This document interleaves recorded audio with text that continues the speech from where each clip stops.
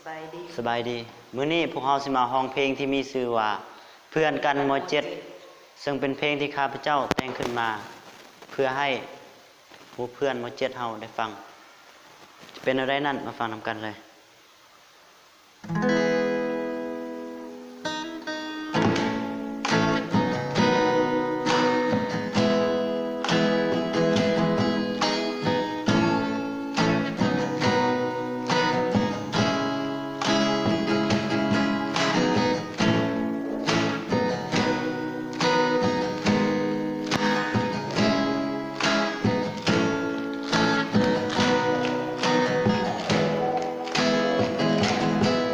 เพื่อนเอ่ยม.7 ปีนี้ปีสุดท้ายที่เรียนด้วยกันทุกปีที่ผ่านมานั้นเพื่อนเฮานั้นบ่เข้าใจต่างก็มีเหตุผลสำคัญต่างคนนั้นต่างเอาแต่ใจพุ่งคือคำที่ใส่เว้าต่อกันมาฮอดม.7 ปีนี้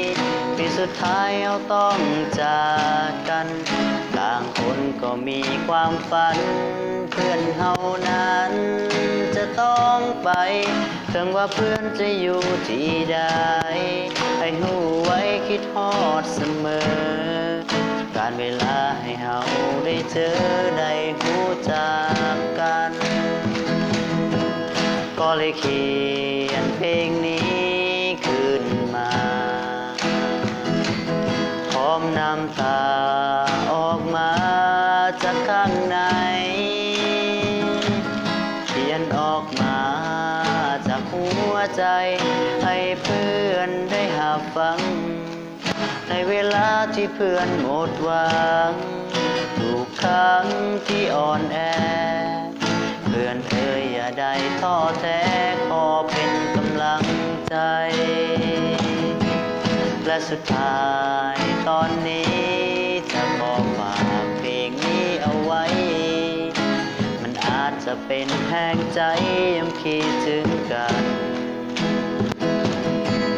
ทุกอย่างให้เป็นความจริงทุกสิ่งที่ใฝ่ฝัน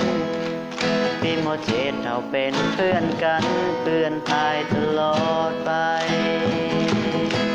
ปีม.7เราเป็นเพื่อนกัน